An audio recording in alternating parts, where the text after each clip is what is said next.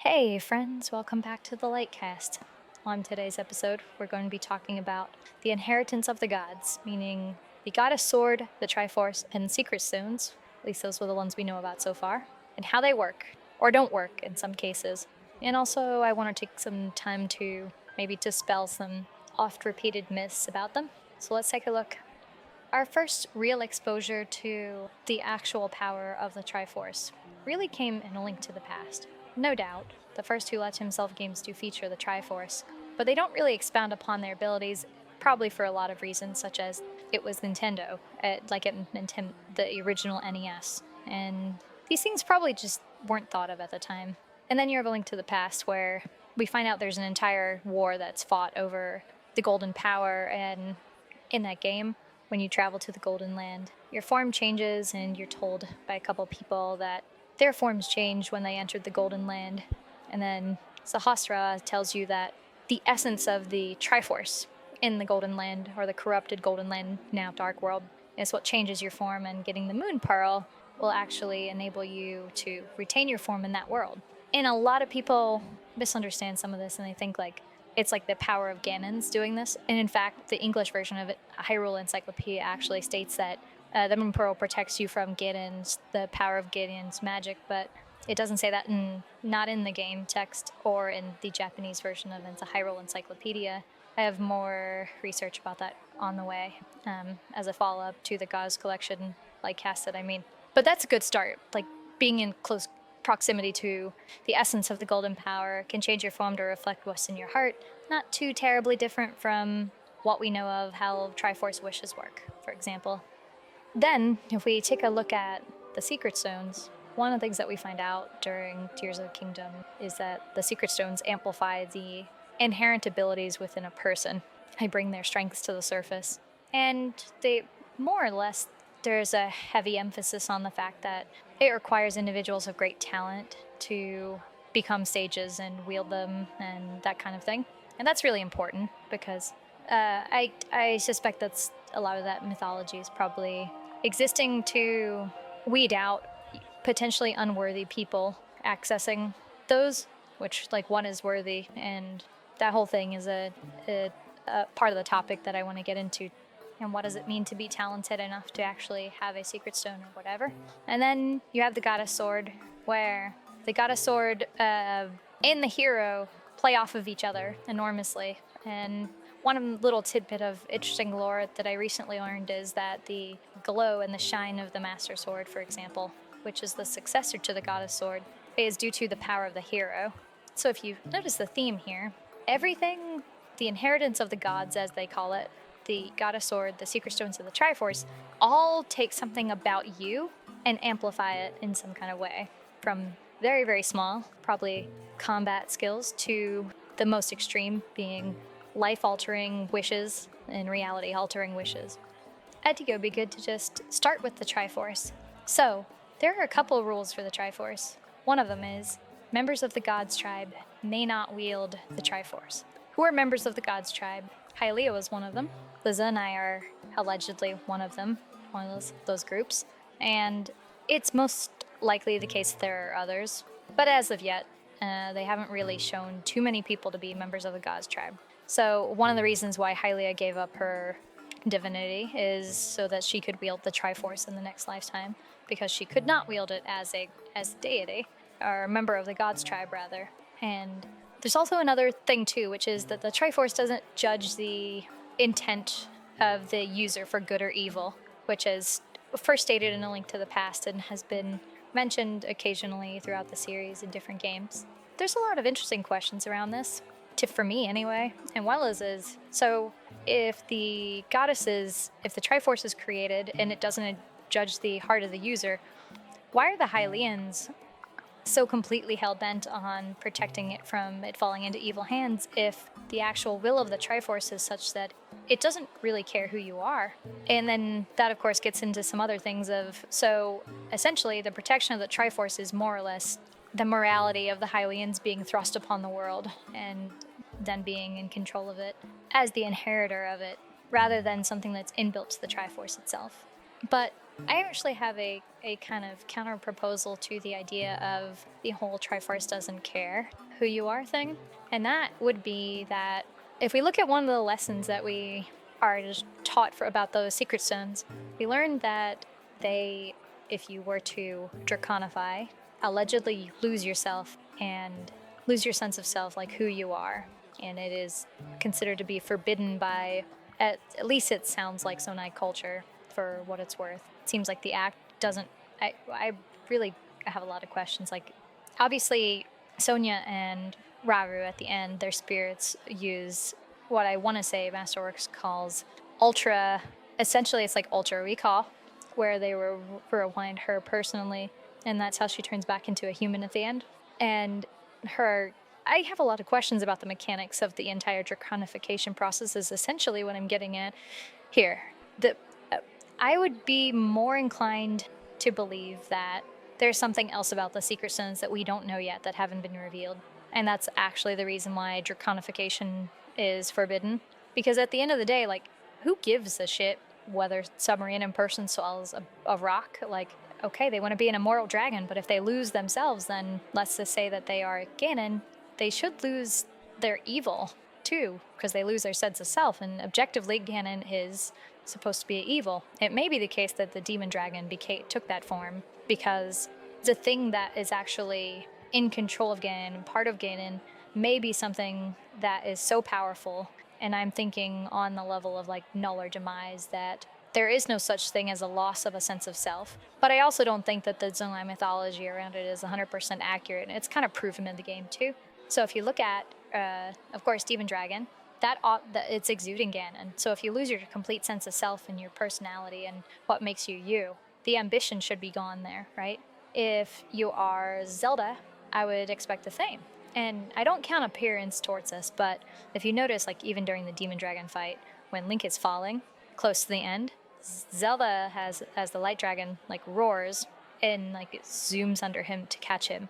And if you paying attention, there's something very human about that, where it's almost as if she's going, like, yelling Link and flying underneath him if she could speak, and says, "Scream." The point that I'm trying to get at is that I don't think that's on air quite right, that you lose your sense of self 100%. What I think actually might be happening, based upon what we see in the game, is that your spirit and perhaps some of your soul of who you are is actually disconnected from your body in some capacity. We're going to come back to that. The reason I brought this up, though, is if you consider the losing your sense of self and losing what you are, in a certain kind of roundabout way, the Triforce reminds me of that. The whole, like, it doesn't judge the will of the user. It just doesn't care. When the goddesses are left behind, or leave behind the Triforce after the creation of the world, part of me has to wonder if the Triforce is in essence them, actually, and that the times when they have chosen to speak, such as in Echoes of Wisdom, they are actually speaking as a spirit into the world because their spirit is disconnected, or they've disinherited their own body. And then in this case, their beings became the Triforce. And I wonder if that, like, some of the mythology around losing the sense of self comes from some of that. Like, just take it, and instead of like a Triforce, you switch it out with a dragon during a draconification process. You have this thing that just doesn't, it no longer resembles whatever it was, it's just indifferent. I think that could be true, that could be the case, that the spirits of the goddesses are actually, like, they become disembodied, and then whatever's left behind is the Triforce. It also matches up with a lot of myths around savior and whatever deities, like sacrificing their body and their vessel through acts of creation, destruction, all kinds of stuff. So, and then we see Zelda in the cutscene, whenever you pull the Master Sword from the dragon, the Light Dragon, she's in this place that looks more or less unlike anything we've seen in other games, in 3D anyway.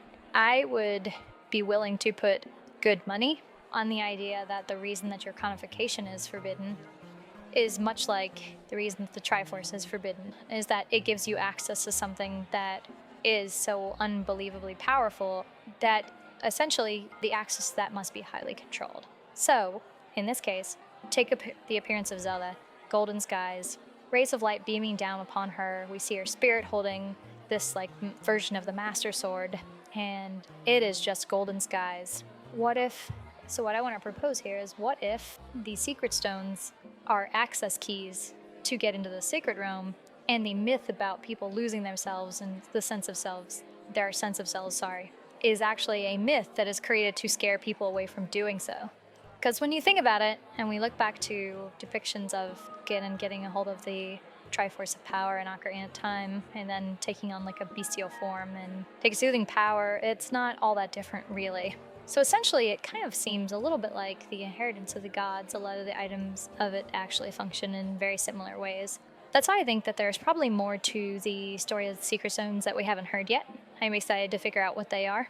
I would be shocked if they don't become a plot point in the future, because the whole, like, the bad guy always going after the Triforce is a little played at this point, though it is certainly a valid scenario given the amount of power that one of those things has. Like, they've speculated on whether or not there was a... So, let me back up.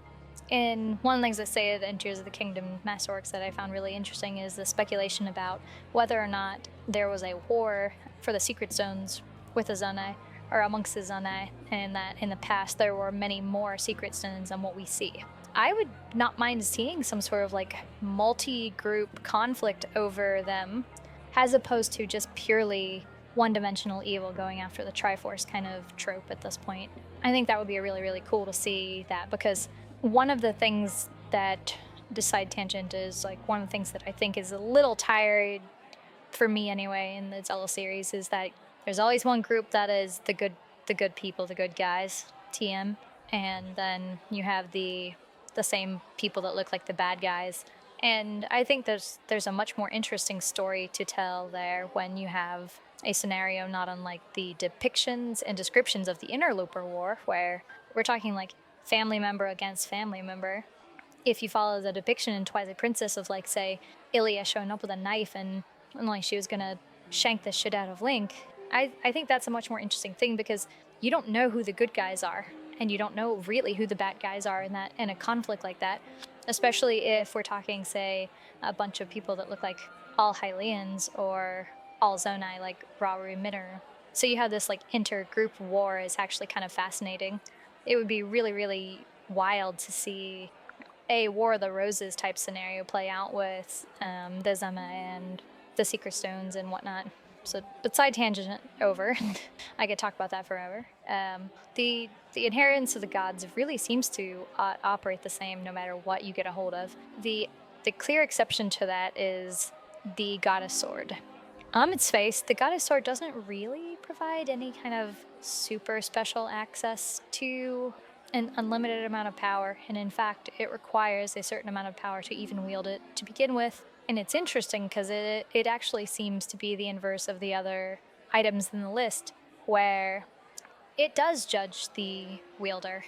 It cares a whole lot about who the wielder is, so much to the point that evil can't touch it. And it is probably the largest sign, I think, of the distinction between the Triforce and the Secret Stones, which were created by the Golden Goddesses and given to Hylia to protect. And then the Goddess Sword, which was actually created by Hylia herself to aid the chosen hero in the conflict against Demise. Hylia built in some amazing intelligence to that instrument. Now, what I'm talking about is, unlike the Secret Stones and the Triforce, where it's just like, if you get a hold of it, it's yours, do stuff with it.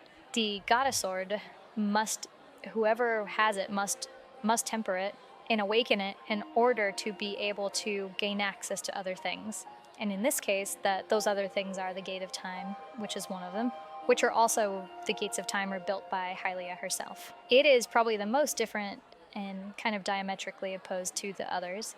However, what's really interesting, and I think that this is the folly of perhaps the Hylians as a whole, is that they take in, instead of, once the Master Sword is actually tempered all the way, it becomes the Master Sword from the Goddess Sword. Not terribly long after in history, Ra rebuilds the Temple of Time over the ruins of the Sealed Temple. He makes the Temple of Time one of the only links to get into the Temple of Light. The Triforce is guarded, and the key to getting into there is the sword. So anybody who pulls the sword can just get it, like from the moment they pull it. Whereas, opposed to the earlier form, one of the Goddess Sword that must actually be tempered in order to be able to do anything with it beyond using it in combat. I think that's kind of the general downfall of the Hylians over and over again, is that for all the things that they come up with to try to prevent scenarios like anybody who touches the Triforce or the Secret Stones like this, it's theirs, they ultimately end up aiding evil by accident a whole lot, and I think that just generally shows their folly. But I think Hylia's design was really, really smart in terms of the way that she at least outlined the way that the goddess sword could work and what the requirements of it would be. I think it's cool that the Naso Star still requires a certain amount of power to wield it, though that seems to be more or less kind of tacked on after the fact. So now that we've kind of gotten through this, I think we can really dig into the next part, which is there's been a lot of speculation about what events across games were the results of Triforce wishes we potentially didn't see. What are potential outcomes of conflicts that we haven't been shown, and how do they relate to the inheritance of the gods? And this is more or less the meat of what I wanted to really talk about today. And I think that there's one that we may have all missed, and it's a really simple one. I've seen enough people come up with this on their own, but I've watched my friend, Laurelian Historian, actually amassed a frankly stupid amount of evidence that of the Zonai being the ancestors of the Hylians. And one of the things that has come up a couple of times in the founding versus refounding debate is, well, if it's founding and the Zonai are the ancestors of the Hylians, and they're the ones who were in Skyloft potentially, why don't they look like Zonai? I think that's very explainable based upon all the rules that we have. Plus, there's some more, but I'm intentionally trying as hard as I can not to mention masterworks or any other books this time, because I want to try to evidence this just from the games, just to kind of show some thought processes and whatnot, and only mention the books when I need to provide a reference or something that I think is crucial that can't be discovered otherwise. One of the things that we know from A Link to the Past, going all the way back to the beginning, is that being in the essence of the Triforce, near it, can actually change your form to reflect what's in your heart. If you see where I'm going with this, you have Hylians living on Skyloft. Whether they knew it or not, many of them were exposed to the Triforce pretty regularly. It was beneath them the entire time, for thousands of years. And at the conclusion of Skyward Sword, we don't actually know when the return to the surface event happens, when Zelda goes to the surface to protect the Triforce. And, not count the kingdom, because that didn't happen at that point, and it's not supported anywhere in the game. She goes to the surface to protect the Triforce, at some point after. We don't know when that is. It seems to reason that a whole lot of people have just had a very, very real religious experience. The goddess Hylia just fucking reincarnated into a mortal, and the Sheikah witnessed it. The other Hylians witnessed it. The spirit of the hero manifested in Link. The goddess sword turns into the master. This had to be like a religious experience for people. And where I'm kind of going with this is, this likely it's responsible for encouraging a whole lot of religious devoutness amongst the Hylians at the time. Because if you think about it, if I saw that, I'll buy your book if you're like pitching one. If you like literally regain your memories as a goddess and you start talking about the shit that happened several thousand years ago, and a witness that happened to be alive several thousand years ago actually can corroborate it in the form of Impa, hell yeah, I'm on. Now, let's go. I believe. Let's also think about this logically and logistically too.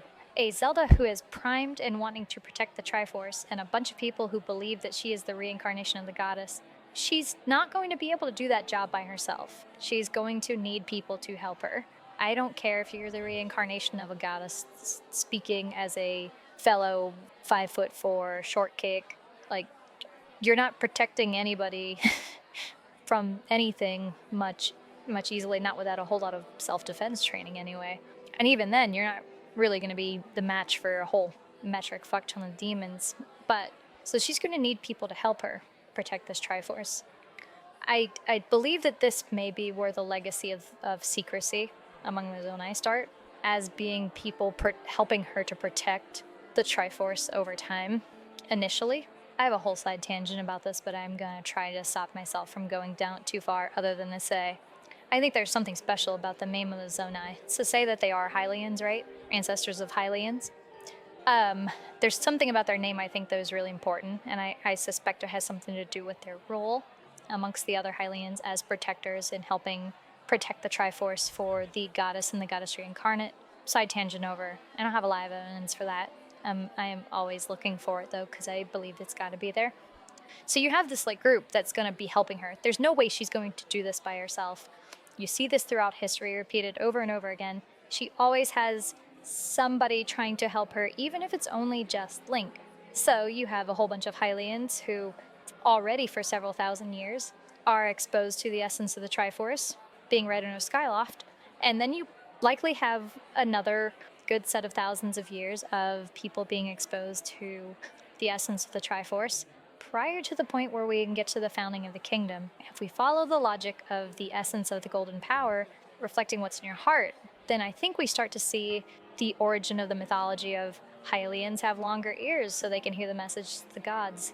What if it's just the case that, doesn't I? Or Hylians who are around that essence so much and they were pure enough that they start to take on these animal-like traits. We already have in-game evidence that this could happen. Granted, we don't know like super well the mechanics of that, but it was strong enough that when Link goes to the Dark World, he turns into it's like he takes on the rabbit persona or whatever, and has to go get the moon pearl so that way he can retain his human form in the Dark World. So we already have like in-game evidence to support that proximity to the Triforce causes things to happen. In a 1991 developer interview, one of the things that I said that I found really fascinating, and I'll try to link an archive to this in the description. If I forget, I will make sure that it gets put somewhere because I think this is really cool. They actually expound upon some of this, and in this interview, one of the things that they talk about is how even for plants and plant life being close to or in proximity to the Triforce, it can turn them into like a golden color. And I'm not gonna try to assert that the plants in the Sky Islands are the result of this, because I don't actually know that to be true. I think you can explain the same thing with resource shortages, water shortages, things like that. Poor nutrients for plants, certainly. But I would also go ahead and say that there are plenty of things that are growing on the Sky Islands that are flourishing quite well. And it makes me wonder. Again, not going to assert that it's true, but it makes me wonder. I think it's worth wondering about. It's kind of cool. So the what if here is like, what if the Zonai are the result of a lot of exposure to the Triforce as its protectors? It would explain a whole lot of stuff. It would also mean that the Zonai likely are the ancestors of the Hylians, the ones who were more devout. I said I wasn't going to reference Masterworks too much, but this is one of those cases where I can't get around it otherwise. So one of the things that I learned in it is that what the Satori is and what like bubble frogs are. So bubble frogs are the result of reincarnation for a person who is incredibly greedy, and that's part of the reason why whenever you attack them, they just turn into a bloopy and then run away at full speed. And then bloopies are also the beginning of a certain type of a reincarnation cycle, which is why Colton turns into one. Satori, on the other hand, are what happens when a sage reincarnates and they're fully enlightened. They actually take on the form of like the Satori, which is like a buck, but the antlers kind of look like the container for the goddess tears and Skyward Sword, strangely enough, and glow in the dark and all of this other stuff. And so you start to see like where there's like a reincarnation cycle attached to being a devout follower that results in you taking on animal-like traits.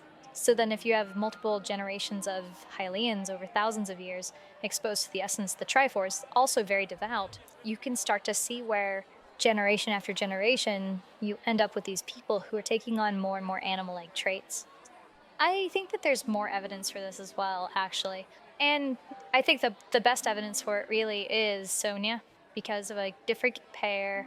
Rauru and Sonia, no doubt Rauru is obviously substantially taller than Sonia, and then the two of them are substantially taller than Zelda.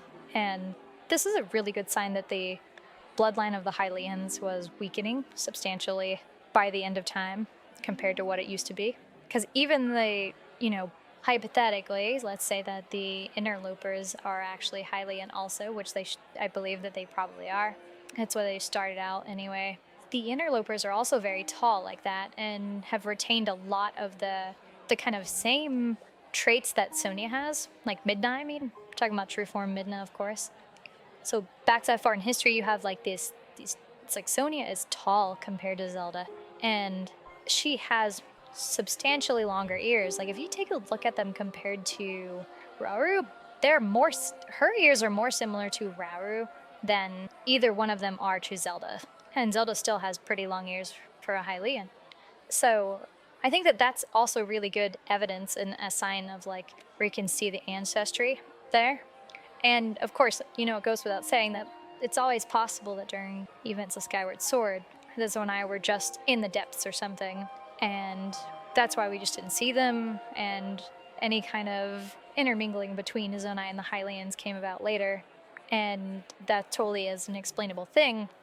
But we have a lot of sources that are also supporting the idea of the Zonai being ancestors of the Hylians. No matter what, I think that there's a really good explanation there for why they have animal-like traits, and why it seems like the Hylians of the very, very far past actually had more traits of the Zonai than otherwise, I mean. So let's just say for a minute that this is true. It seems like there was some sort of, I don't know if it was a schism between the very devout Hylians that had become Zonai and the Hylians that may have stayed on the surface. There's a little bit of lore to support the idea that there were at minimum of 2 factions of Zonai. And one of those pieces of lore says that perhaps that one of the factions chose of their volition to stay on the surface when everyone went to the sky, that there was some sort of rebellion against power. There's a lot of speculation there. So if we take him this model, that the Hylians are actually come from the Zonai, or that the Zonai rather were just Hylians that evolved to have traits because of their spiritual devoutness and proximity to the Triforce, then you start to see a scenario where that can actually explain some of the other things that we see in Tears of the Kingdom. So when we see Sonia, she's wearing the jewelry across her forehead to like a circlet or whatever, and it emulates the eye like Raur has. And when Zelda first arrives, of course, she's not doing that, and then she starts to, within a cutscene or two, she's got the same type of jewelry on. It actually suggests to me that the Zonai came back to the surface at some point when their species was declining and started teaching some of the things that they learned about how they attained their form and became who they were through the Hylians that were on the surface, probably starting with Sonia. And I think this is like really interesting in a way because there's probably some side effects of them teaching Zelda some of that stuff, provided she has some lasting memories of the event after the Ultra recall thing. I think that it's really interesting because why would a Hylian woman just take on religious practices of the Zonai if they were not related in some kind of capacity, or if they weren't worshiping the same person? And even then, like, why would, like, say they practice differently? Like, if you look at Sonia's tattoos, she has a really kind of cool, almost very natural sort of aspect about the way that she appears to be practicing her worship. But then she's taken on some Zonai traits too. Why would she just do that? Just because she's marrying somebody? I realize that sort of thing happens all the time, but it also doesn't a lot in the real world. Obviously, it's not the real world, so it doesn't fully apply. But why would she just do that if they were not related? I think like Arkham Razor here says that she's taking on these religious practices because maybe the Hylians of the surface lost their way a little bit, and the Zonai didn't. As for why the Zonai were going extinct, I have no idea, but I don't know, fam, like, maybe I'll be breathing in micronized Zonai dust or something. Anyway, why would Sonia just adopt his practices as being correct?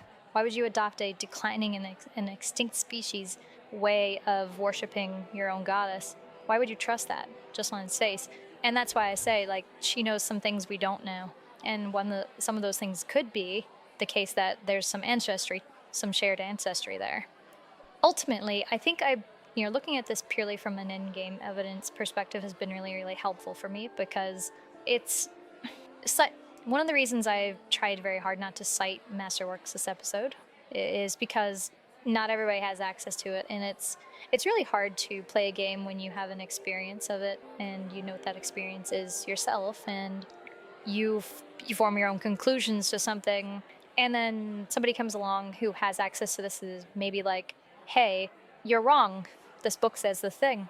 And I can appreciate that, certainly, but it's mostly to also kind of cement that the games do support the idea of the Triforce and other artifacts having an effect on a person, and not just for the short term. And with a lot of the speculation about the Zonai being the ancestors of the Hylians, I think that the games do support this as a possibility, and I think that there's ways to explain how the Zonai became who they were, and how they ended up having an influence on the Hylians back again much later. Oh no, I hope you enjoyed this episode. If you made it this far, thank you so much for giving me your time, and I will catch you next time.